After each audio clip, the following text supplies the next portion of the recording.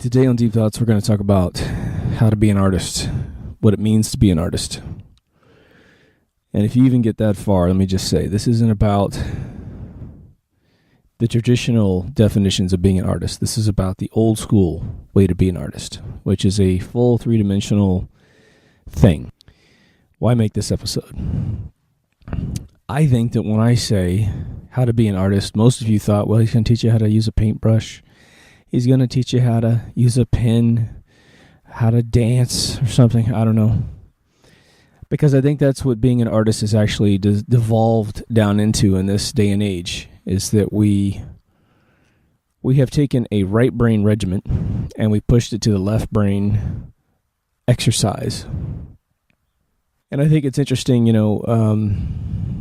I think the number one way you can realize how pathetic art is understood in this planet is to look at the fact that kids are rushing to trends. When you look in the mirror and you're like, man, I don't know how to look, I don't know how to dress, I don't know how to be. I feel like I'm an interesting individual. I feel like I have pretty unique thoughts when I talk to people. I tend to be revered for having interesting ideas or views or whatever. When you get into a creative project, you tend to turn the tables a little bit on the regimen of the rules, and you tend to impress people. They tend to like what you've created, right? But still, those same kids will go out and become hipsters. They literally grow facial hair and, create these little hipster mustaches, and they wear, men wear capri pants, for Christ's sake. And they really think they're making a stab into this world of expression. Now, I have a whole episode on expressing yourself, and that's a slightly different regiment. That's the psychological need to determine what path you push out your art. So if you haven't seen that one, I'll link it up here somewhere, and you could bounce over to that if you find that interesting.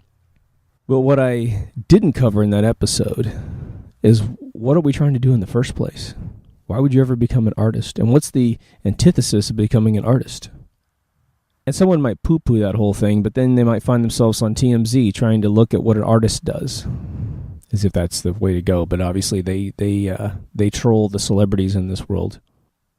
But those celebrities are at least trying to do something original. They're trying to do something interesting. Now, a lot of them don't, but a lot of them do. And even if they don't achieve it, at least they're trying to do it. Or maybe they achieve it in a genre of culture that doesn't appeal to you. Maybe there's, a rapper that kicks ass and takes names, but you don't like that music at all, so it doesn't appeal to you. It doesn't matter what anyone else is doing in this entire episode. Again, this is not about you looking at other folks, except maybe to realize what's been done and to somehow pierce into a trend with something original. So obviously, being an artist is a very subjective topic, and I'm just going to give you my, random guy experience, but I will tell you that I've been an artist professionally in several different capacities where my paycheck only arrived if I did something unique and different and really provoked thought and emotion. And my disciplines have been in art my entire life, various forms of art, and I'll get into those. I even did music professionally in the 90s for video games and various other side projects people would hire me to do scoring for. And,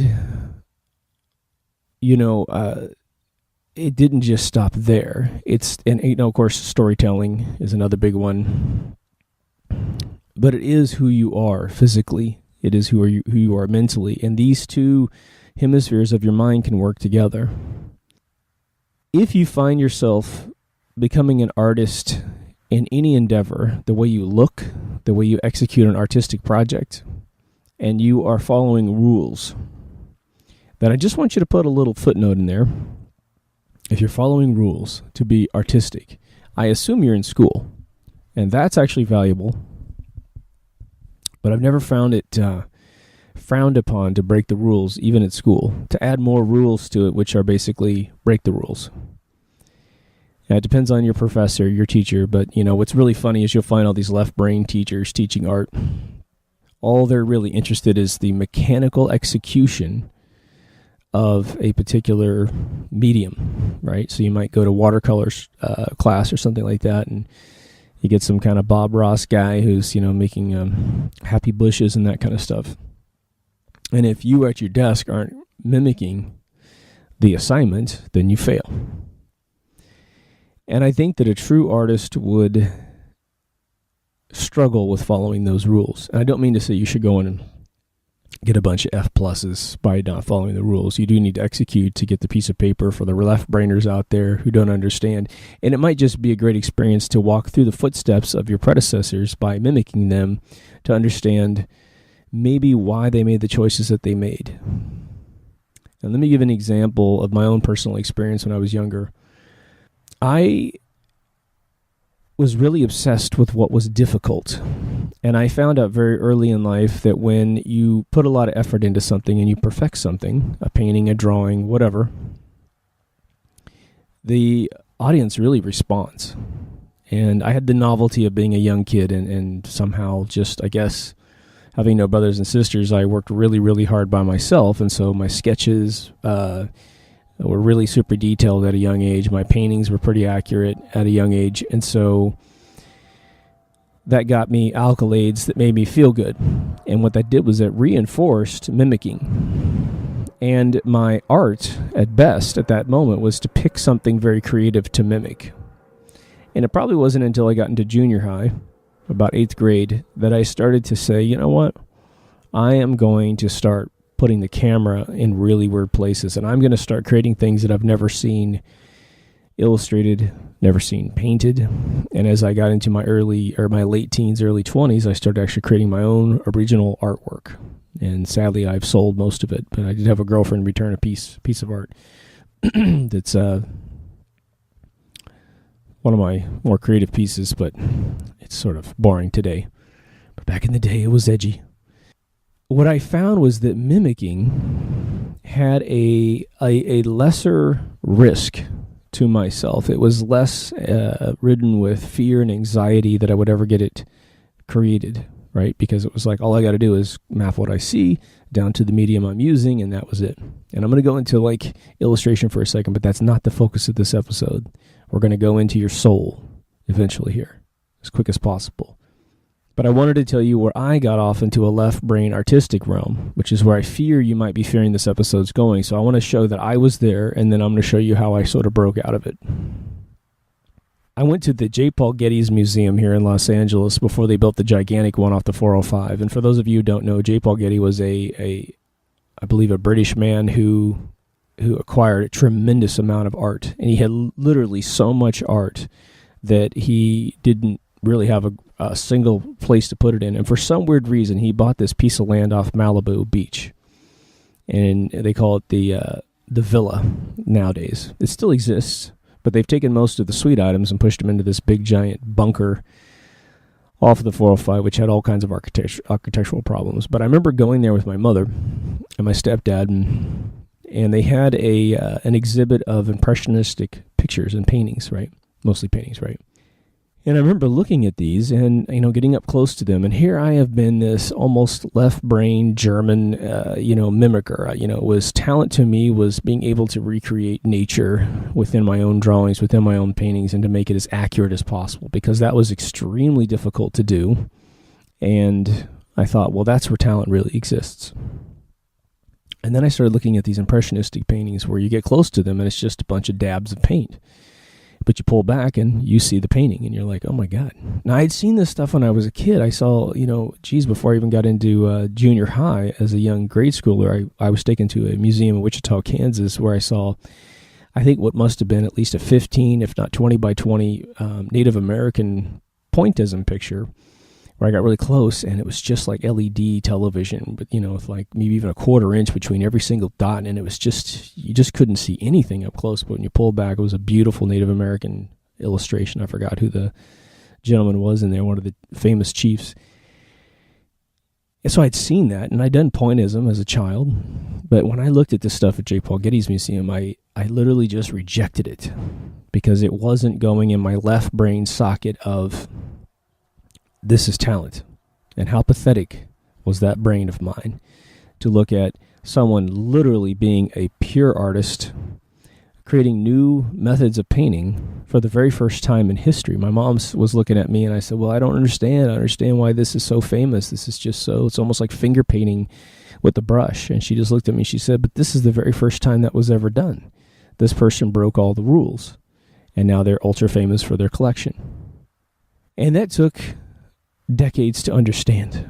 And it was pathetic that it took that long for me to understand. So I want to see if I can't get you guys to understand art a little bit deeper than you currently do. Because in my experience, it didn't matter how much I had made paychecks for things, was celebrated for my artistic abilities, I barely understood art. If it was a percentile on some meter, I would be under 10% of really understanding true art. And when I saw true art, I found it disturbing. When I saw like Andy Warhol stuff, I just was like, ugh. Saw Picasso stuff, I was like, damn, what the hell is this? You know, why are they painting like this?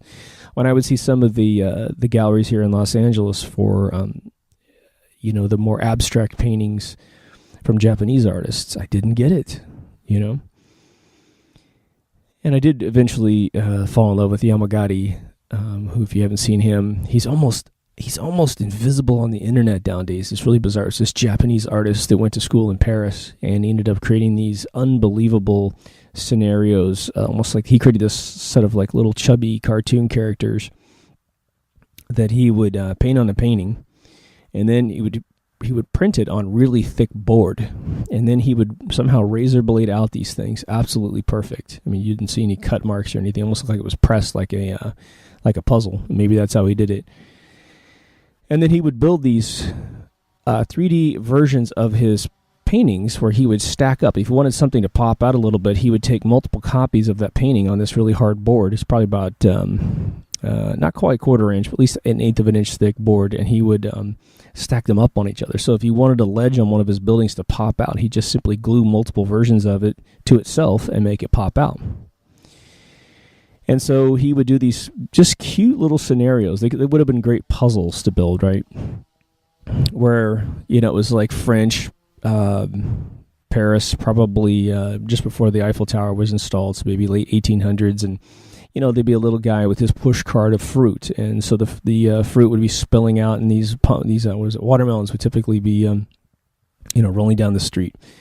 And so he took the cart, and the guy trying to secure his cart, which was obviously out of control, which was funny, and he'd duplicate the cart so it would pop way out further than the building, and then he would varying the level of pop out of the actual watermelons as they rolled down the street.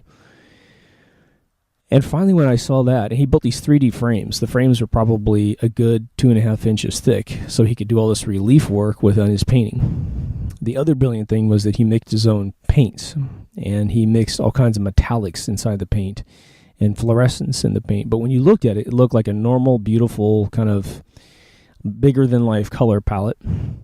He mixed them such that when low light was on his paint, various highlights in his painting would pop right out. So some of it reflected in low light, and some of it didn't reflect in low light. And what this did was that you would buy a Yamagata painting, and you put it on your wall, and you put this spotlight somewhere, maybe like a foot back from the edge of the wall, beaming down diagonally on the painting. And it had to have a variable switch on it, so that when you sat down on a sofa and looked at the painting, you could lower the light down about 25%, and the only thing that you could see on the painting was all the highlights. So the dude would do like neon and all kinds of wild stuff on his paintings, and that stuff would just pop out. So you had a painting that survived a daytime exposure and a nighttime exposure, and when you went to nighttime, the damn thing just became this night scene. It was tremendously brilliant. I've never seen anyone do it. The guy actually went off and became a sculptor in brass of his little characters, and so you'll see what you see on the internet nowadays is his kind of bronze versions of his people. But without the paintings to really give those people their context, buying one of these characters would be kind of disorienting. You'd be like, well, I don't know, it was really kind of a neat little character, but I'm not sure where these things come from, and they all come from this world he had created. Yeah, I think he got into the professional realm by doing like Olympic paintings as well. So he has some more literal paintings that don't have any of this cool effect on it, but he just did something to pay the bills. But that was a guy that pushed the envelope of what had ever been done before in two different hemispheres of the three-dimensional relief technique, which I'm sure someone else did before him, but he took it to another level. I've never seen anyone do it at all, ever. Doesn't mean it wasn't done. But then mixing his own paints. And so he became absolutely intimate with, I need this exact color, and I need it to reflect in this sort of light. Cool, right? And the thing is, the colors all had temperature. It was all like they had a warmth to them. So it's just a really quick example of, the dude talking here going through all these issues. But something happens when you get older and you start to understand how absolutely manipulated you were as a child. Because when you're a kid, you're trying to adjust reality as quickly as possible, And I think what's interesting is that you can see in schools all the time kids who are artists and kids who aren't. And what's really funny about it is that the true artists, unless they really just nail something specifically, they're typically the outcasts because they don't meet the pattern requirements of trends. The kids who go off and grab the tail in front of them and copy everyone else's look and feel, well, they're the accepted ones because we're all doing this. We're all growing our mustaches out, which thank God is dead now, I think. But men are turning into females right now. That's the big trend. I deal with lots of kids, and I see them all the time where I live, and, I'm seeing this interesting trend. I just literally this last month I've seen it a half a dozen times, and it's frightening, right? Where these guys will be these kind of muscle-bound guys up above. They've got sort of a tighter shirt, and they've got these tattooed sleeves here and there. Pretty decent haircut. And then down below, they're wearing these baggy capri pants, female pants, like mom jean pants almost. And they've got cuffs that they're now rolling up above their ankles. And that sort of attire has been synonymous with female dress, right? Men don't need to show their ankles. That's because men's ankles are not sexy, right? Women's ankles are sexy. But then they'll wear these Van shoes, and it just is the most amazing effeminization of a man you could possibly see. And consequently, if any one of you guys, I doubt anyone listening wears clothes like that, but if any one of these kids were to break through that and become masculine, the amount of rewards they could get for being the only man on the set would be, I would think, be phenomenal. But I'm not going to try to renegotiate the feminine image or masculine image at this point. So being an artist, I think at the most fundamental level of being an artist, what you're trying to do is provoke emotion from another human being. You want them to see something and feel a change inside themselves. If nothing else, you want them to renegotiate what they thought was totally cool or totally acceptable. Now, I would wager that the cool thing is that you want to switch the way that they think about things and make them feel amazing, that they've actually found a treasure chest of look and feel, right? When it comes to music, for instance, I love to look at the transition between the 70s and the 80s, because there's a guy right at the precipice of the switchover that I think nailed what I'm talking about here. In the 70s, you had, obviously the major explosion of really gritty rock and roll. You had your Led Zeppelins, your Black Sabbaths, even your Van Halens are in there.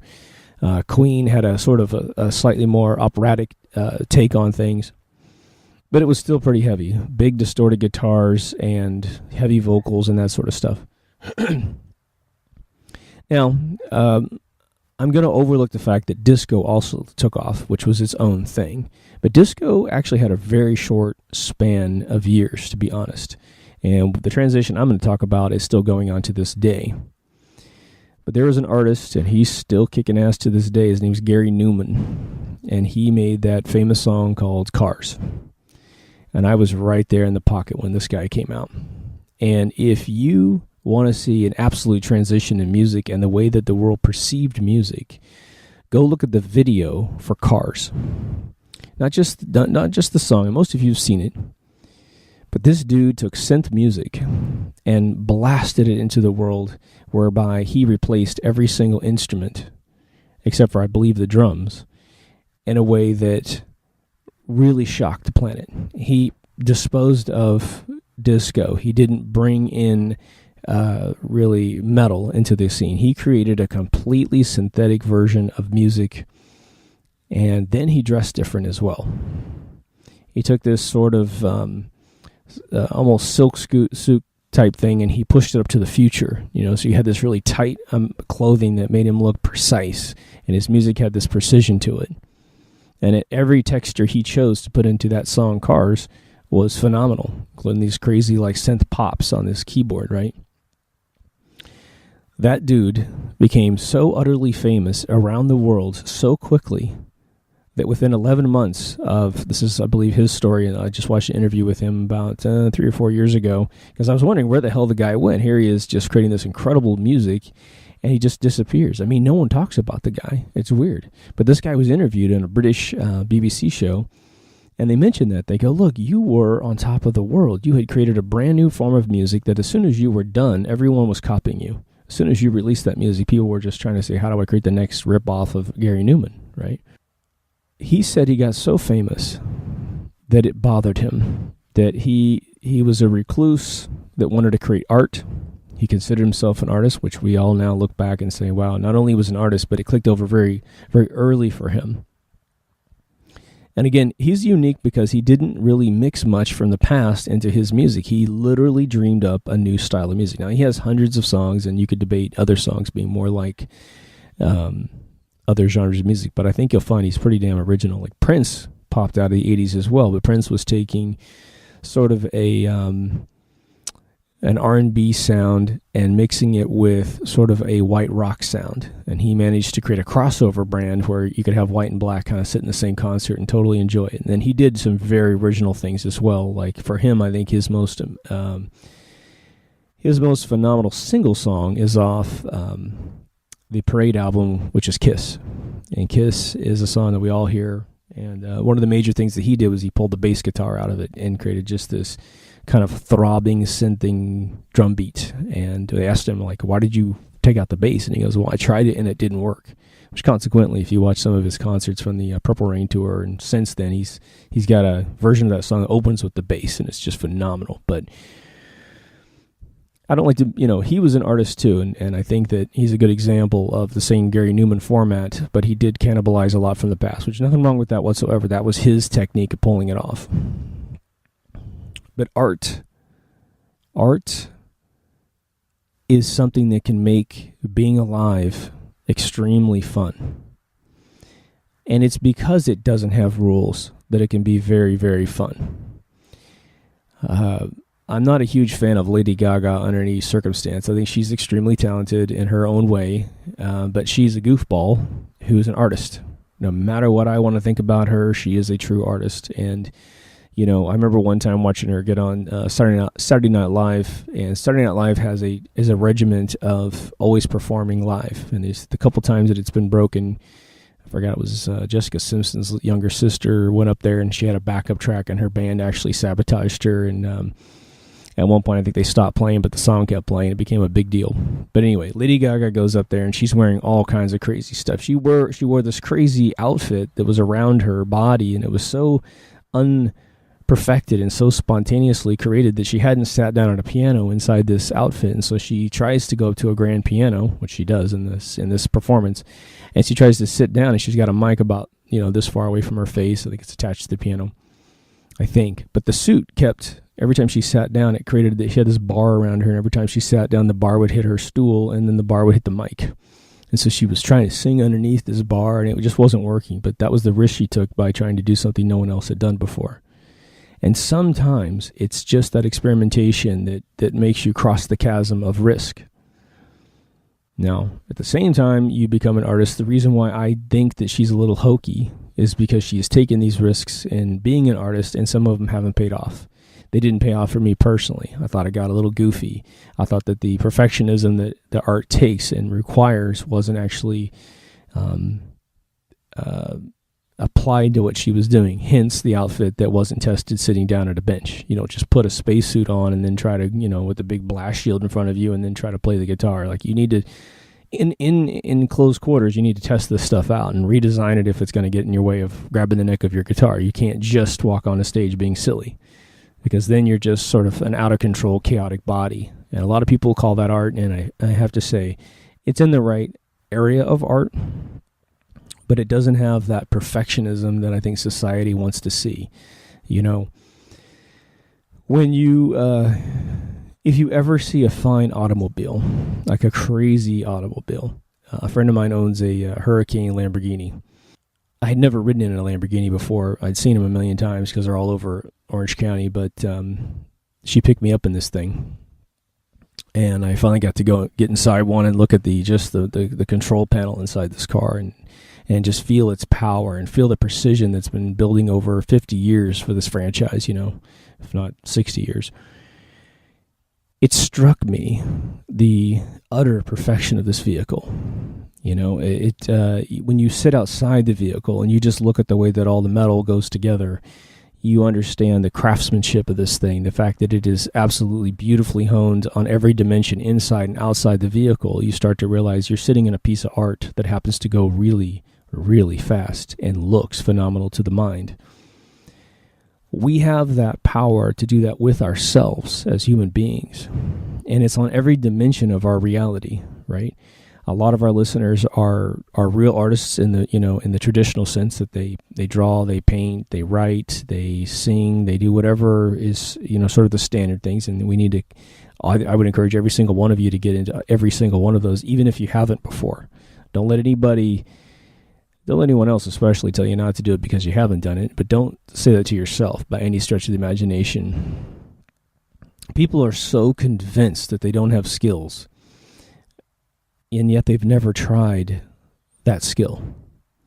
You know, they just defeat themselves by maybe even a bad parenthood, you know, where they were told as a child that they couldn't do things, or maybe they failed in a bunch of completely unrelated areas in their life. And so when they approach an artistic expression or an artistic way of thinking, they immediately just say that catchphrase, "I'm not creative." And again, go over and see the creative episode to kind of break down those barriers. But being an artist can be the most subtle thing on planet Earth. You could be an artist in parenthood. You could be a great mother or father and be an artist at doing it. You could be an artist in conversation by the way that you listen to someone else's interests and opinions and what they like to talk about. And then you could bring into the conversation something that hasn't been spoken yet, that maybe would just literally latch on to the last morsel of information that they have tried to pioneer. If someone says, you know, I'm really into botany, you know, I'm growing bonsais in the backyard, and they tell you all the way up to the very last step of their perfection, maybe even some of their problems along the way. And maybe you don't have any personal knowledge in that, but something occurred to you, something logical occurred to you. Well, have you tried this? Have you tried that? You know, maybe they shoot you down. Maybe they're like, well, yeah, I did that and it didn't work out, you know, and then you think, oh, geez, maybe go to YouTube. You know, it's just you take them in different paths and they start to realize, wow, this was a really rich conversation. It got my mind going. It got other possibilities to pop out. And I find this happens a lot when I'm in these sort of little soirees, these little gatherings in Hollywood, the Los Angeles area, where people are really trying to break a barrier down somewhere in their mind to have more fun with life, and they've got little barriers. Sometimes I meet artists who are, I met a guy at a party once where he says, you know, he was a architect. That was his formal education. And he said, well, you know what I'm really trying to do? I said, well, what do you do in Orange County? Because he was from Chicago. And I said, well, what brought you to Orange County? He goes, you know what? I'm trying to be an artist. He goes, I paint all the time, and I got people telling me I'm really good, and I've sold a lot of paintings, but I can't quite replace my architectural income. And I said, well, why don't you show me what you got? You know, and he pulls up his iPhone, and he starts going through his art. And immediately I realized, holy crap, this guy can render anything he can think of, anything. And he wasn't doing anything trite, and he wasn't just mimicking things. He was creating these really intense humanitarian expression paintings. So he had, for instance, he had kind of gotten on to, he wasn't a vegetarian or anything, but he didn't like the inhumane treatment of chickens when they are being prepared for our food, especially in the mass market. And so he created this, one of the paintings was a crazy machine. It almost looked like a hay combine, or even like a soil tiller machine. It was sort of an up close side view of it, but then you had these chickens flying out of the thing, right? I think they were flying out, not flying in, but they were just being propelled by this machine after they'd been mutilated. And it wasn't bloody or anything, but it definitely gave you the sense that this is the brutal world that these chickens live in. And he managed to nail, the message that he was looking for. But he had a lot of these things, and he always painted skulls. Like, he would do these still lifes where he'd literally create a still life at his house, and it was like a kind of a neat little table, and he had curtains on it and skulls and all kinds of wild stuff, and he'd even paint things in there that weren't in the still life itself. And it became immediately obvious to me maybe this guy was having an issue. But I realize he's also a sensitive soul because he wants to succeed, and if I give him a suggestion that's a million miles away from where he is, it's going to break his heart, because he would have to imagine in his mind this laboring task to maybe move to a different take on the way he does his paintings, even with his message, right? So here's what I told him. I said, look, you have an amazing ability to render. Your commandment of light and space and composition is just flawless. Again, you can do exactly what you want to do, and this stuff looks interesting. The color palette choices are phenomenal. But I said, maybe it's the message is so intense that, for someone to buy this painting of your chicken machine, they are going to have sort of a very dark image somewhere in their dwelling or somewhere in their office. And so if they're not the Humane Society trying to send a message in the lobby of, hey, we don't want to do this, this is what we're fighting against, then maybe that painting is just a little dark for most people.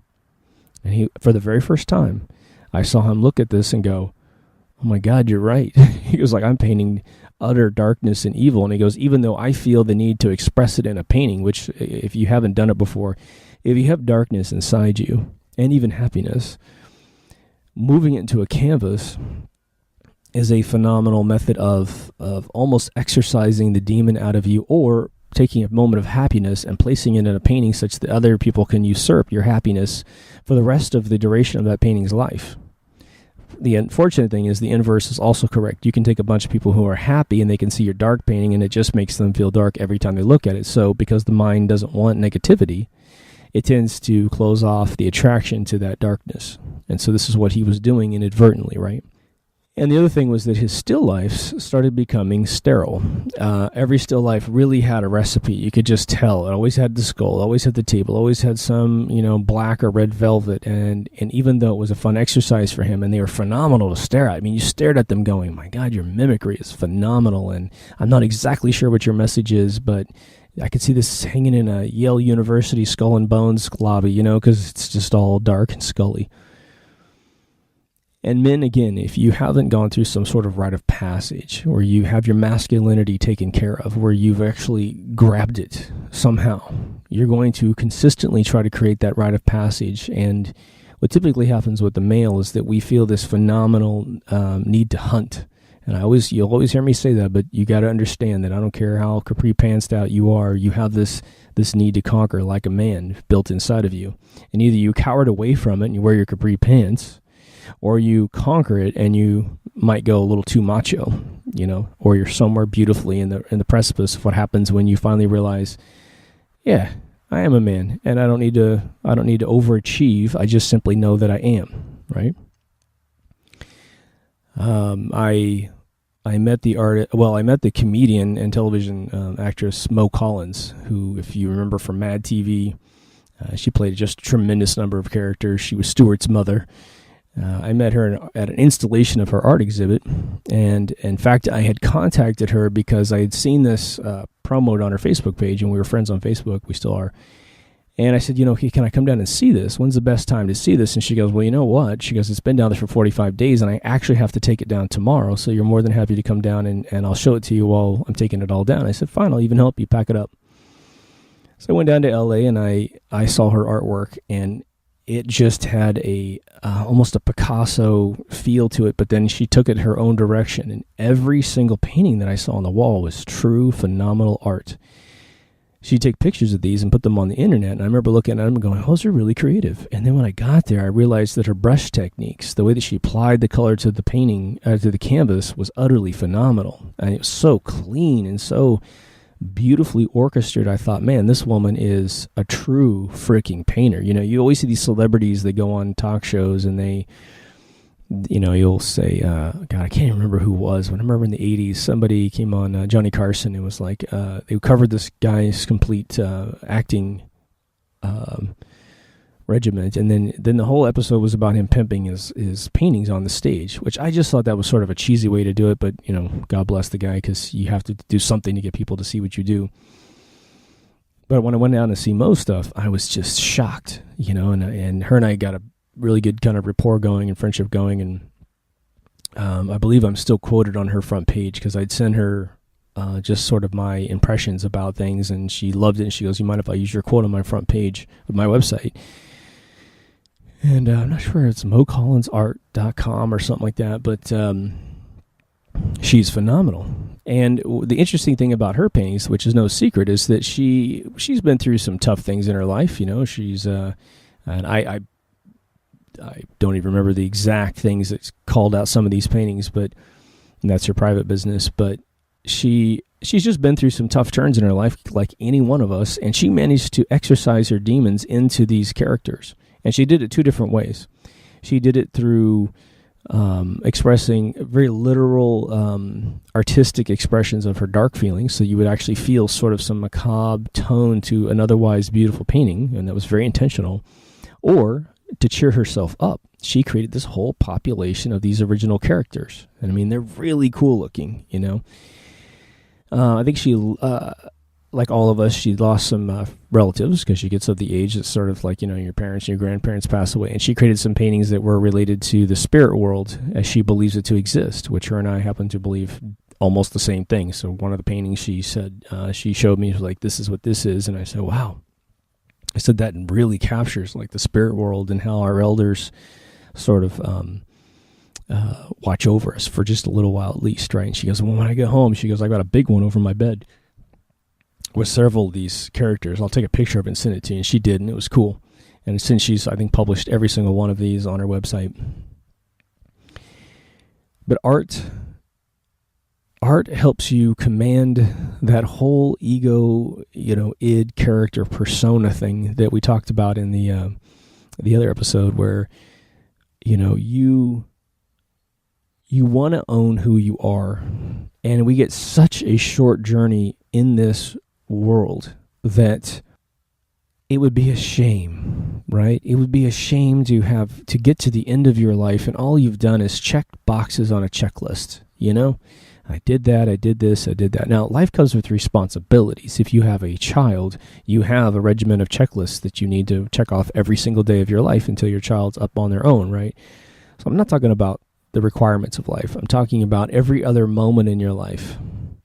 And it might be that the way that you check it off, the way that you actually accomplish that checkbox is where you can actually do something a little bit different. And art should always increase the depth of life. Anything that you could do. Let's just say you got to mow your lawn once a week. Well, you could mow it the same exact way every single time, or maybe you could vary it. Do it in diagonals, maybe mow it in a diamond, just anything that's sort of like unique, and just makes your brain think, wow, it's really easy to mow a lawn like you vacuum a carpet, just back and forth, and maybe you don't want to actually spend more time mowing, but you could get crazy with it.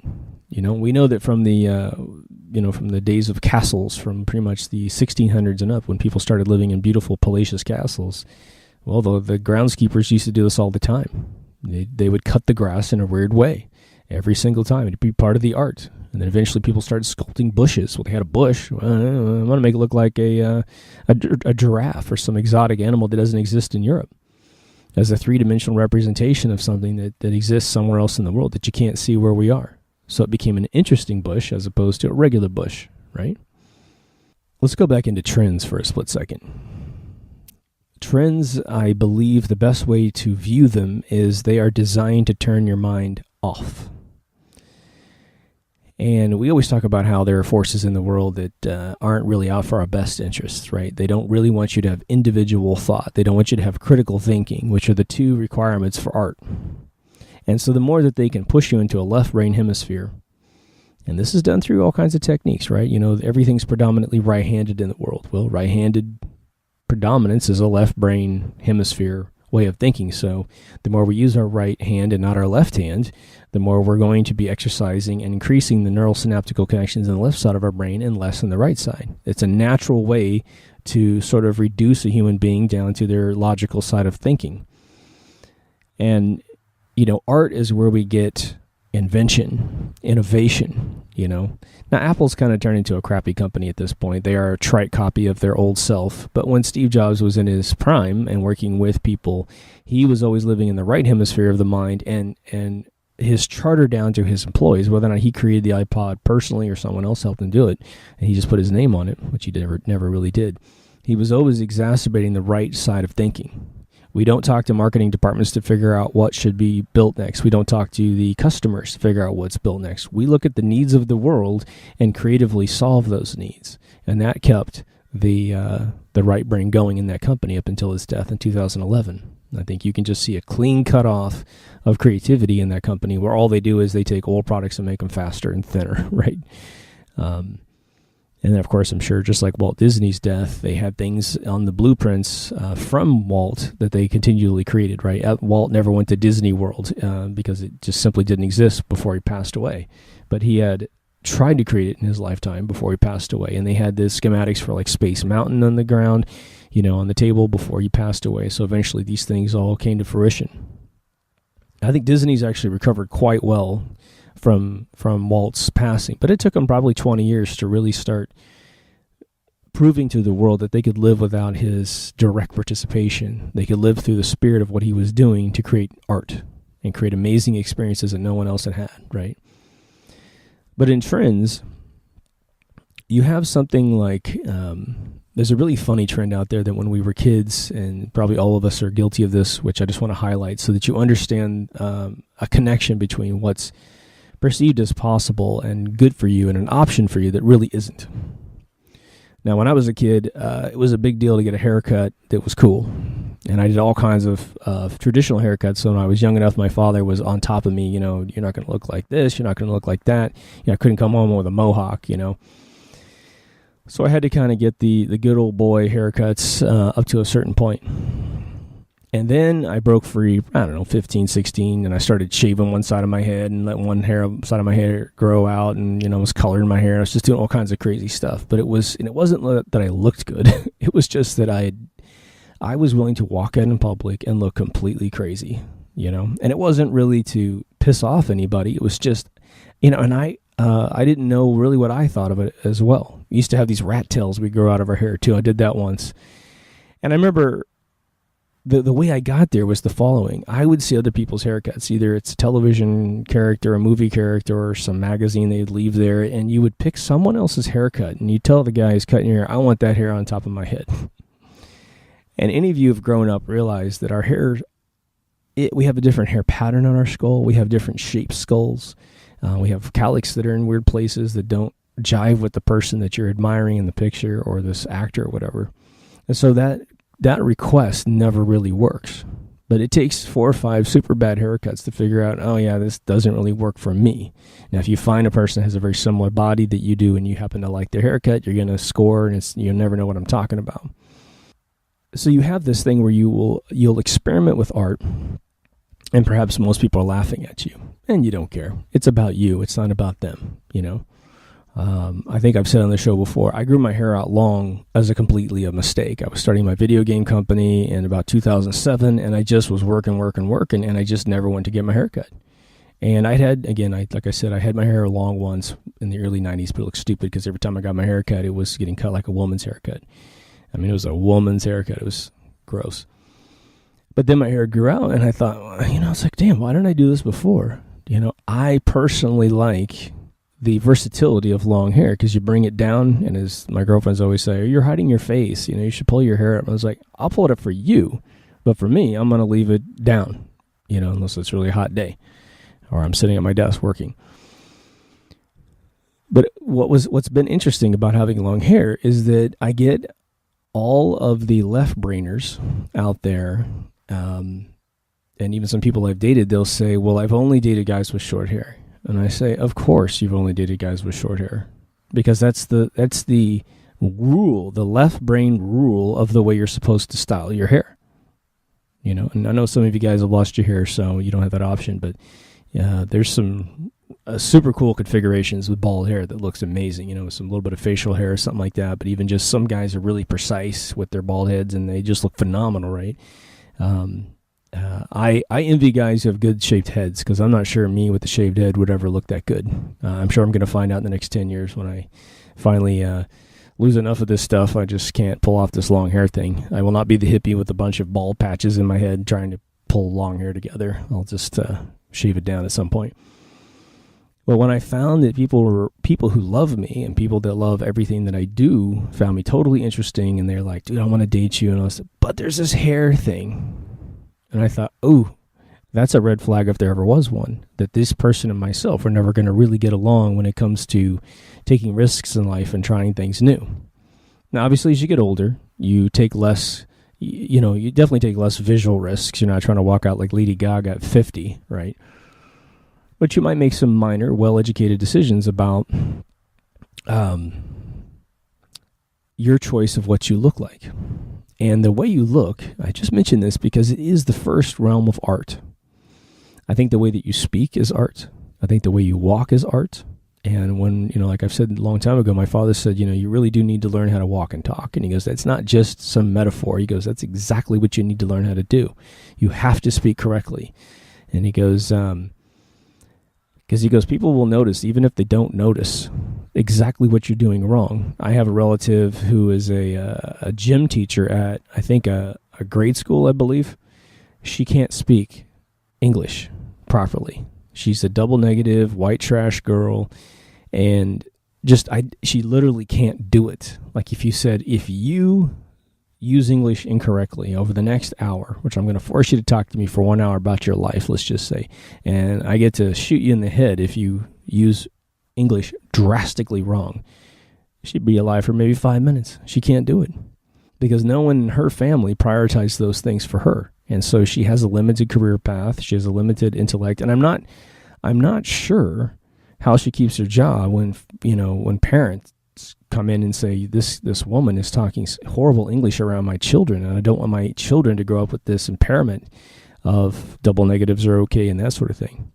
But that's sort of where American education is. Sort of the more impaired you are, the more qualified you are, right? You'll see it all the time with young kids who walk funny. And walking funny is really driven by one thing, and that is that you're absolutely uncomfortable in your own skin. And you're thinking about walking too much. That's what these kids do. I don't mean to point at anybody in the video here, but it might sound absurd, but if you have kids or people, there's nothing you're going to be able to do to change them. So don't try to go up and go, hey, you're really lifting your heels really funny. They're kind of stuck that way. It's like orientation. However we get that decision in our mind of what sex we like, when it's locked in there, it's done. It's locked in for life, right? So you can't go and try to rehabilitate someone to your standards, right? But then there's how you look, what clothing you wear. And this is where it gets kind of tough. What Kyle and I have figured out is that it's really tough to dress like a man these days. And that might sound funny, but the clothing in the world that I've been able to see, because there's the internet as well, right? You can look at other cultures. And I'm really talking about first world countries. The amount of choices that we have to wrap ourselves up physically has been stuck in the same grungy gear for 25 years. As soon as flannel shirts came in and plaids came in and sort of baggy jeans, well, now we got some really skinny jeans as well, we either look like degenerate white people or we look like very feminine boys. And there's a couple brands out there that we've found here in the local area that we can get. He's a big rock and roller, and I can get those clothes as well. I try not to get too rock and rolly because I feel like people are like, you're trying to be a rocker. And I'm like, I'm not. I'm just trying to look like me, This is what makes me happy with myself, And don't expect me to change, or don't expect me to stay the same. I'm going to mix it up. But I will tell you this, as an artist, the first thing you want to do is break patterns. Trends, for some of us, are extremely nauseating because it makes everyone vanilla, right? When I go outside and I see, the wintertime or something like this, or when people are fully clothed, not the beach or something, and I see them all wearing the same regimen of clothing, It just gags me. It's like, how could you possibly go and spend money to buy clothing that looks exactly like everybody else? Don't you have something that's different in you that identifies you that will make you want to dress a little bit different? Even just mix and match things, right? Between genres, right? And so I feel like every time you approach an artistic expression, you're really trying to figure out this, there's sort of an ambient quality to the way that you approve of something. You know whether or not you like something or you don't. Now, if you have fear in your heart prior to making that decision, then you're going to scramble a decision that feels like, well, I want to be accepted by the tribe. And so it looks like the tribe is wearing flannel shirts. And boy, there are a lot of outlets for flannel shirts in California. And so you get a lot of that, repetition, right? And again, maybe you can make it work because you're mixing it with something else, you know? I don't mean to, I own a couple of flannel shirts, but I wear them very strategically and with other clothing. It kind of breaks it up a little bit, right? But I'll tell you what, you know, when you walk onto any sort of setting in this world and your game is tight, and, you know, some of you are loose, that's your game. You know, you're more scruffy and you can pull it off. For me, it's all about precision. It's all about being tight, you know. I haven't shaven today, so if you see little sparkles on my face, that's what that is. But I find that when people want to judge you, and I sort of, you know, I definitely baited being judged from my teenage years up. I loved coming in with a weird look that people were like, oh, God, this guy, you know, and they didn't even know how to criticize me, but boy, they were trying. They tried really hard. And then they sit down and have a conversation like, ooh, that was very pleasant. That was very interesting. My mind's swimming now. This is great. Well, maybe that weird look is now certified in their mind of, wow, he has a completely different visual pattern than anyone else who walks in the room. And when he sat down in front of me and I got super close to him, I realized he's groomed. You know, I don't care if you have facial hair, no hair, just be groomed, just be tight. Because that precision is a subliminal imprint on the person that you're talking to, such that they figure out, you know, I don't know why, but I feel comfortable around this guy. I feel comfortable around his information, because if he's that precise with his physical appearance, then he's probably that precise with his internal thoughts. Now, obviously, we all know as adults that I could be completely full of crap, and I'm just giving you this other impression. But at least you know that I tried not to be full of crap. You know, I'm certifiably perfectly full of crap, which could be an odyssey unto itself. Now, when it comes to a particular regimen of art, the traditional ones, right, the ones that are related to all the stuff I opened with, you know, painting, singing, anything that's out there, it's you know, the approach would be, my advice for the approach would be to say, how can you take this traditional thing of mimicry and twist it? And I'll tell you this, when you sing, and you know, if you ever karaoke in your life, or you sing professionally, or, you know, even sing at a wedding or something like that, if you're new, your initial instinct is to say, well, everybody loves this song, and I'm not writing a brand new song, so I'm going to be singing someone else's song, a super famous one, which is actually The Kiss of Death. These people pick these incredibly difficult songs, like all the kids that walked into American Idol and tried to sing Whitney Houston. It's like, oh, really? You're going to sing a master singer song, right? Regardless of Whitney's IQ, the girl could sing, right?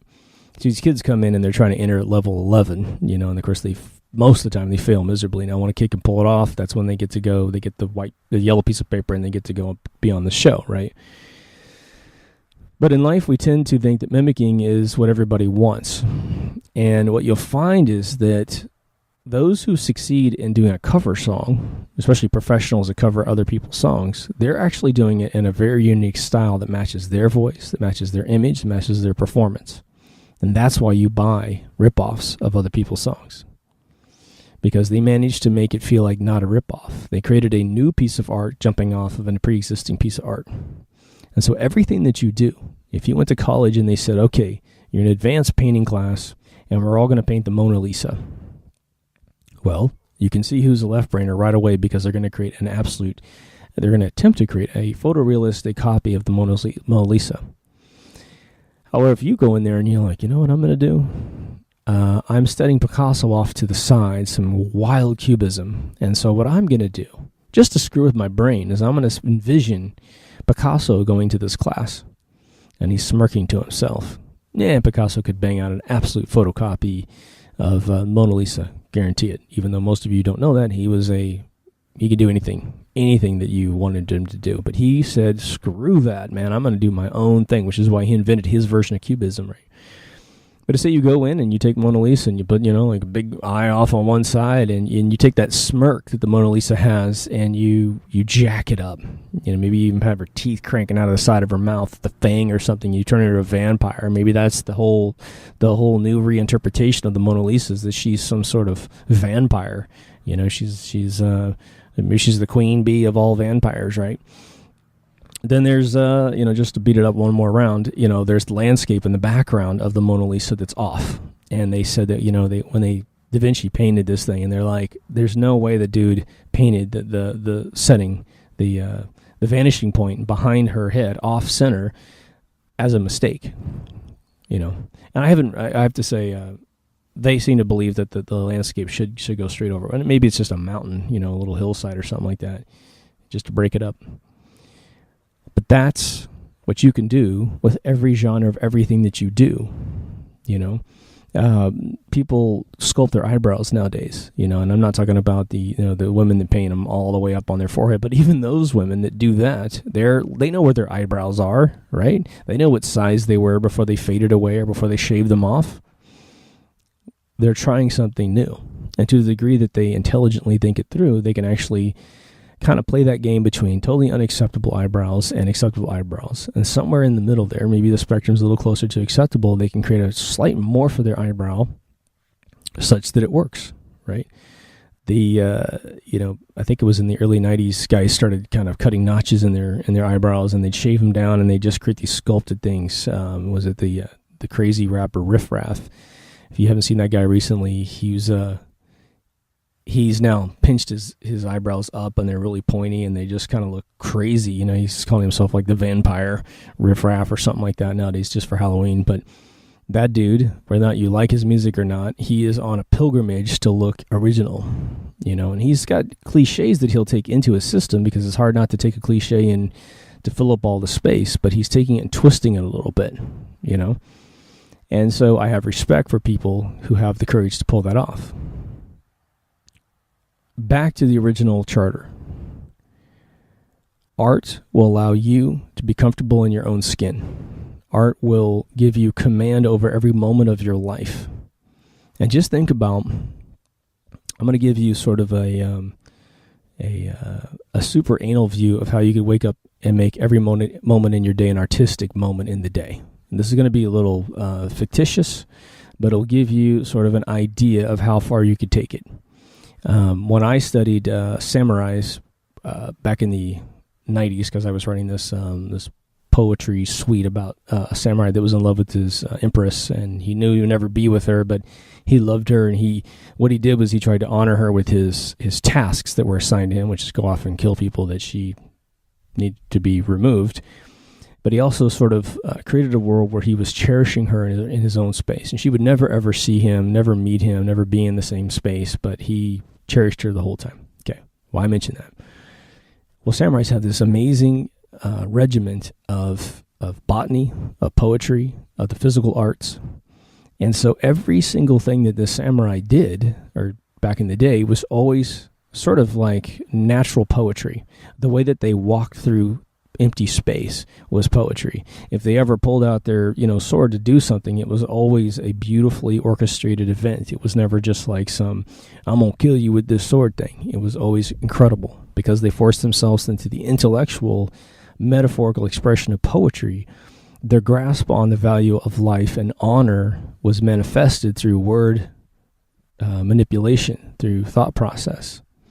Botany gave them a external responsibility to something else other than themselves, to keep a plant alive. They weren't supposed to just keep one plant alive. They're supposed to have a garden, and tending to all that taught them the responsibility in the ecosystem of life.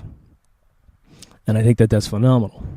So when you wake up in the morning, right, you have choices about how every single minute thing happens in your life. And you can engage it or not engage it. But I'll tell you what, there's an interesting exercise that you can do, and I've done it myself several times, where it's going to sound a little nuts, but it's an interesting refinement to your internals. the way that you sleep, the way that you pull yourself out of your bed in the morning, the way you walk to the restroom, the way that you engage in the ritual of your morning thing, from when you brush your teeth, how you comb out your hair, how you orchestrate all the faucets, how you get the shower ready, how you step into the shower, how you regiment your shampoos and all that crap, how you pull yourself out, how you dry your body. It's amazing. You got this regimented thing of how you dry your body. You could dry, if it's freezing in your bathroom, well, you want to get as much water off your body as soon as possible so you don't freeze to death, right, before the heater kicks in, right? At that point, it's how you put your clothes on. How many movies have you seen where they have the bad guy putting on his leather jacket and his belt and his gun and all this other kind of stuff? We love those scenes. They make us feel amazing. Well, I know that every single dude on the planet has had that day when you were getting dressed and, man, you felt like a superhero. Everything was going right. Your favorite pants are clean, your favorite shirt's clean, your favorite belt's ready to go, your shoes are shined, whatever the hell it is, you felt like you were getting ready for the finale of some crazy action film. And then you went to work, and that day, the whole drive into work, maybe your car's clean, maybe it's a new car, whatever it is, and you're on your game when you go to work, the whole day felt like this unbelievably perfect day in your life. And I'm telling you right now that by paying attention to every single thing that you do, just casually, don't get obsessed with it, especially don't punish yourself for making a mistake based on what you wanted to do. Just come back the next day and do a little bit better until you hit whichever realm that you want. That will exacerbate your sense of artistic existence in this planet. You're not just on this planet running around pushing through chemicals in the sky. You are here as a very sentient, amazing, creative being. Now, let me push upon this to you, because this is something I've been saying to friends recently, and it's something I've been thinking about for a couple of years, which is the following. Regardless of where we're originated from, whether or not we're a creation of God on some flat earth planet and it's some Truman Show, or whether or not we're scientifically just some bacteria crawling on a globe, the universe probably has some form of consciousness, whether it be just organized energy that gives us our identity. I'm talking to you, and the arrogance of man is to believe that we have consciousness, but nothing else does. The earth doesn't have consciousness like the Native Americans believed. This patio awning, which is throwing down these huge bars on my face, doesn't have a consciousness, and maybe it doesn't. But let me press upon this idea. Most of you, at least after 30, have had this thought in your mind of how many humans have ever existed ever, since the very beginning of hominids or Homo sapien to today. Beings that have consciousness like we do, right? Probably billions and billions and billions of humans have come and gone, especially for sustaining population at 7.5 billion. If that number is true, well, we probably just can average out at least 100 billion people have existed on this planet. Okay. Maybe the number's really high. I don't know. I've never really sat down to do the math. But imagine that we're born and we live in this limited vessel that dies. And so, of course, that's why we think everything has an ending and a beginning, because we're stuck in that format in our brains. We can't conceive of reincarnation keeping it going, right? Because we can't conceive of our souls. We can't conceive of this thing repeating. We're just finitely stuck in our bodies, But let's just say that the universe, in fact, go with that whole thing, you're only going to live one time. The Christian belief. You born, you die, and you sit in some hole until you go to heaven, and then it's just Boringsville up there where you just eat cake and look at each other. I think that the universe doesn't have any interest in us going from birth to death, from cradle to grave, if all we do is live in a left brain checklist. I think what the universe is trying to do is distill out of man something original. A bit like that movie Dark City. If you haven't seen Dark City, it's a flat earth thing. It's a flat city thing. But they wanted man to distill out something that was the essence of man, which would help this alien race survive. Sort of the way it is. And at night, when everybody went to sleep, they did what's called tuning. And because it was one city in one time zone, everybody went to sleep at the same time. And then they would rearrange people. It was actually taken out of a Twilight Zone. They also became Groundhog Day. But the beautiful thing about this regimen of thought is the following. If you thought, well, I want my life to really mean something, not just spawning children, which is definitely one of the greatest things you could possibly do. You create beautiful little minds that grow up to be amazing things. I'm telling you, you're one of the luckiest people on earth. But let's say you're single and you have no interest in kids, or your kids are gone, so you have all the time in the world to manage yourself, or you haven't had them yet. One of the best things mommy and daddy can do is be an interesting person when the kids arrive. Right? And we have plenty of listeners who are the most interesting parents on planet Earth. I would just love to hang out with them and see how their kids behave with daddy and mommy being cool and creative, right? Your goal, in my opinion, our goal, is to become something that the universe has never quite seen before. And I think to the degree we actually manifest our reality and our decision-making process and our participation and contribution to this universe in a unique way, even if it's goofy Lady Gaga stuff. And of course, we can see hundreds of millions of people love that woman. And because she breaks the patterns. Everyone's bored to death of just women coming on stage and singing some trite song, right? Try to figure out how you can live your life in a special way before you pass away that is interesting to the global consciousness of the universe, to try to split the atoms of thought and of being that have never been split before. Try to do that. And I think at the end of the round, I think almost immediately the universe, because if you listen to all my episodes, you realize that I believe that the universe, especially in the creative episode, the universe rewards those of us who push, right? We, to the universe's eye, in my opinion, the universe is like, good going, kid. Good going for willing to take the envelope of left brain thought and push it to a whole new level, right? Now, what's sad about that, I'm going to warn you, and most of you who've tried to be creative, or been creative, I should say, no one's tried to be creative, you have been creative successfully, totally successful.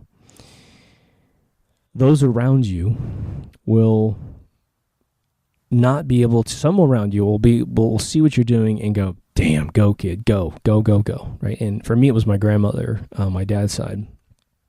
She just loved to see anything that I did, always supported me because she knows a good guy and I was never stepping on anybody's head to get ahead, right? But you're going to have people in your close circles which won't understand you. So I would say, most of the time when people tell me, well, I'm afraid to say this because I think they're going to say that. And I always say, well, your solution is to tell them exactly what you just told me. If you had a spouse or a significant other and you're like, well, I'm going to grow my hair out to 4 feet, it's like, but I need you to understand I'm doing it for this particular reason because I want to see what happens when I have hair that's 4 feet long. Now, I'm going to recommend that you maybe rethink that one, but let them know that you're on a journey, that you're going to do something interesting. You're not going to be Richard Dreyfuss in Close Encounters building a pyramid of dirt in your front room, right? Making everyone think you're crazy. But try to observe how others that you admire, that you believe are artists, have broken the mold. And it's more important that you understand their psyche more than you understand exactly what they've done. Let's just say that you're like, look, you're actually a physical artist, and you look at sculptors, painters, illustrators, maybe even special effects people, whatever it is, right? Writers. And you're like, I want to be just like that person. I want to contribute at the level that they contributed. Obviously, the way you don't do it is to do exactly what they did. I mean, exactly, wouldn't want to show up painting like Picasso and say, look, I'm the best Picasso imitator, because that's all you would be, is an imitator, right? My, having just done the screenwriting, I want to give you an example where I try to write like Rod Serling, and I try to direct the mind like Stanley Kubrick. Those are my two heroes that I really wake up every single day when I sit down with my pad and paper, which is right over there on the chair, and I design out scenes and I design the flow of the mind. I try to make sure that I'm hitting the emotional turns of Rod Serling and the emotional visual mechanisms of Stanley Kubrick. So that at the end, I take two masters and I meld them together. And I say, look, if I can just get to their level of contribution, their techniques of affecting the human condition, then I'm going to bring my stories through, my priorities, my, morals at the end of the story, or my, my epiphanies that I want to bring to people through my scripts is going to be perfectly done if I can copy these two masters. And I may live my whole life and never get to their level of excellence, but I'm not going to cease trying, right? People who would be interested in my analogy of Gary Newman, okay? You're going to have to go out and create a brand new genre of music. And for Gary, it was all about synthesizers really becoming industrial devices for everyone. They were no longer this Kraftwerk computer console or the Sparks computer console. You actually could buy a physical keyboard with sounds in it, and you could modulate with the synthesizer controls a sound that no one else had. Because of the millions and gazillions of configurations of these knobs, he could create a texture that no one else had. So if you were going to copy him, you might have to go out and find a different instrument regiment. And there's nothing wrong with getting the synthesizer back out and doing another version of him, but doing it in your own style, right? It doesn't always have to be some completely opposite thing. I'm not trying to demonize a slight variation on an existing technique. Maybe that's what we're all looking for, is just a slight flip of something that's out there.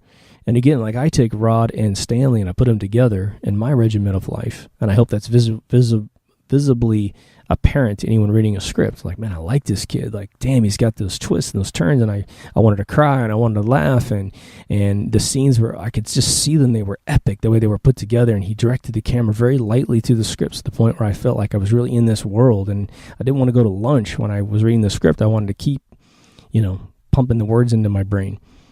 You can do that with anything that you do, and it could be something as simple as your look, your physical look, the choices that you make, how you look, right, could make people want to be around you.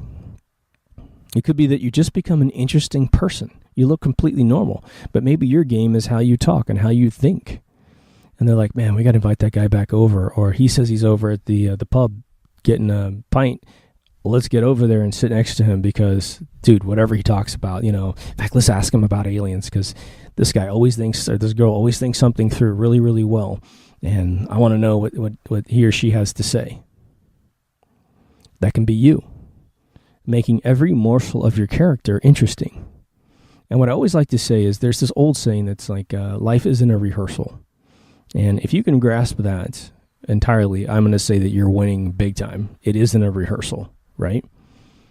But what I like to say, especially after I got into the video game business and we worked on these massive multiplayer online games where, a ton of kids log in and play. It's no big deal today, but in the mid-90s, it was never done before. I like to tell people, like, this is the best video game you're playing right now. And video games tend to have that feeling that you can do anything that you want because it's a fictitious world. It's just someone's coding, letting you do something. And there's usually a God mode in a game where you can do all this crazy stuff that you wouldn't normally be able to do in life. But this is a super fun journey, even if you're in a pickle right now, even if you're in a weird position in life where you got more bills than you have money. You're in love with someone who doesn't love you, or they did and they don't love you anymore. You were managing your kids' lives and somehow they just started rebelling on you, right? And a lot of all those elements, besides maybe relationship advice, who am I to give any of that? This show is trying to almost, go at the cause of any symptom in your life, right? I always try to tell people, I say, if you can make yourself interesting, the doors that become unlocked for your future are infinite, And I think that the left brain society of art says that, well, if you don't look a certain way, no one's going to like you. There's this cookie cutter magazine look that people have. And I'm sitting there, I'm going to tell you, Steve Buscemi wouldn't try to enter a beauty contest. But every time you see that brother's face from this point on, if you're familiar with his acting abilities, you're going to realize, dude, this guy's awesome. Whatever this guy's in, he's phenomenal. Yeah, he looks a little funny. He's got weird teeth and kind of buggy eyes, but the dude is that. He is this original guy that embraced the way he looked. And, after a while, you'll start thinking, oh, hey, he's kind of handsome. He's got his weird thing. Mick Jagger looked a little funny at the beginning, but eventually became this sort of rock and roll sex icon out of the 70s and 80s, right? Doesn't matter how you look. Confidence, which is going to come from your inner art and your inner, connection with yourself, right? That's going to give you an up on anything that you believe is an exception or a limit to your life. Most of those limits and exceptions are completely in your own mind. And you do what I've heard said, and I suggest you don't do this, but this is the way I've heard it said. I heard a guy once say someone asked him how he is, and he goes, well, you know what, I'm doing great. Because I guess he had some strife in his life. And he said, you know what, I don't let people rent space in my mind. I was like, whoa, that's a weird thing to say. And it took me like a couple years to really digest, what the hell was that guy talking about, rent space in my mind? Well, it turned out that he was saying, look, I don't let other people's opinions become my opinions. I let my opinions be my opinions. And that's what you have to do. That's one of the first things you have to do when you want to become an artist in any genre of anything. Please, number one. And then put some demands on yourself such that you need to evolve what you do such that you can always top yourself. And there's no limit on this. There's no schedule on this, right? You can enforce a schedule on yourself or put constraints on yourself. That's just up to you. Just don't beat yourself up to the point you stop, because even a small ebb is great. There's the famous artist Patrick Nagel that used to do all these crazy illustrations, which you find in beauty parlors 30 years after he's been dead. But the guy had this very specific set of characters, these beautiful females that he would do. And he did some males as well, mostly females. And he was really famous by doing pictures that were used in Playboy. That guy, I don't think he changed his style of illustration the entire time he was alive. But the guy could sell every single picture he ever made. Jackson Pollock, who splattered paint on canvas and made fun of himself and how stupid his clients were for buying this crap. He would actually create a big giant splatter painting, 20 by 30 or whatever, and he would hang on a harness and just throw this stuff down like crazy, chain smoking cigarettes. He would actually sell it by the cubic foot. So he would just cut it out with scissors and sell a particular painting. He'd wrap it up on a canvas board and he'd sell it. And he said, look how stupid these people are, At the same time, he was making fun of himself and how ridiculous art had become that he could splatter paint and everybody would buy it. Because I made fun of him too, and I got plenty of friends of mine that think he's the biggest hack on planet Earth. But again, he said he was a hack as well.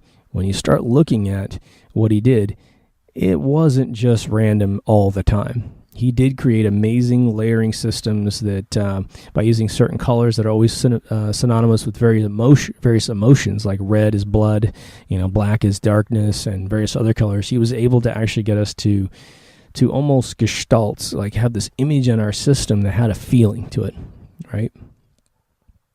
If he can pull that off by splattering paint, you can definitely pull it off by whatever regiment you come up with, right? I think you feel me. I wanted to shake up your brain a little bit on this particular subject and put a deep thought into it, right? Because it's not just some random thing. You can control every element of your life, from the moment you wake up to the moment you go to bed. You can also put in that regiment of time a project that stretches over time. Just remember, the more time you put into a particular discipline, even if you don't like the first 10 iterations of your new artistic style, chances are the 11th and the 12th will start feeling more familiar. Or you'll find out what exactly about what you're doing doesn't work, and you'll start flipping it. You'll be like, well, I've been doing this splatter painting thing with my heavy strokes, and it just, I don't really like it. But when I made this one mistake over here in the corner of the canvas where I did it and it almost looked like an alien's face, for some reason that appealed to me. So now I'm going to create these sort of dreamy, maybe alien abduction paintings, because I kind of need some sort of image mechanism that appeals to me, but I also want to keep a little more free-flowing and dreamy-like, right? I'm just giving you weird riffing examples. Just know that everything is noticed by the human consciousness. When I teach classes about game design or neural chemistry, I always try to get people to understand that, as they say, subconscious feels everything, right? Whether or not that's a root to your soul or whatever. You know what normality looks like, and you know what something different than normality looks like. And so you can control where on that meter you fall. You can slam it to one side of total chaos, or you can put it directly in the center, or ebb just a little bit closer every single time you get into a particular art. But I want it to be a conscious discipline in you. And even if you want to free your mind and sort of live in this LSD state for a split second, where you're just like, I'm just going to let things happen to me, I'm going to transpose them into whatever the hell I'm doing, at least you're consciously doing that, right? So when you see anything in the world, when you're driving your car, let's say you're listening to this in your car, you have a dashboard in front of you, you have all this molding that goes around your car, the car outside looks a certain way, you're passing cars that look certain ways. millions of hours of human thought went into every single bit of this, especially if you acknowledge the shoulders that people stood on to get to the point where they made the cliche decision to make a vent look at the way that every vent's looked in your car for the last 20 years, or if someone said, wow, this is our Lamborghini and it's going to look completely different, because that's what the requirement from our customers are to us. We are to invent something new that functions better than the old one, that has super high quality, and just is pleasing to the eye, right? I know you feel me. If you made it this far, thanks for listening. As always, mkultraradio.com. Again, we'll be continuing to crank out the deep thoughts to kind of supplant Kyle and I's ability to get together. We're all working on new projects, so we're sort of really, really busy from each other. But eventually we will get to the point where find out a way to regiment this thing. Again, it's like it's an hour and a half to get to each other these days, so it's a little bit tough. But anyway, thanks for listening. Thanks for being a loyal fan anyway. Again, if you have ideas for episodes, please throw them in there. If any one of these episodes spawns a question, please comment down below, and either I'll answer it right there on the spot, or if it's good enough and it needs enough explanation, I'll create a whole hour on it or more, right? I've already started dreaming up some more things on the screenplay writing, but I need to kind of manifest up an hour and a focus so that we can all get into this. But for those of you who are trying to get into creative things, this might be a really good episode. Or, I see all the comments. There's a little control panel in YouTube. I can just immediately check any comments from any video. So no matter where you are in the YouTube channel and you make comments, I see them easily. If you do put a link in any of your comments, it does mark it as a potential spam. So I have to vet the link to make sure it's not somebody selling ShamWow on our page. So don't be put off if it takes me up to a week to find that comment and really watch the video that you put together. But we're not information Nazis. We want everything to go out there, even if it's contrary to what we're saying. It's fine. It's just a cool opinion of somebody else, so it's good. But anyway, thanks for listening. Take care of yourself and somebody else, and I'll see you in the next episode. Over and out.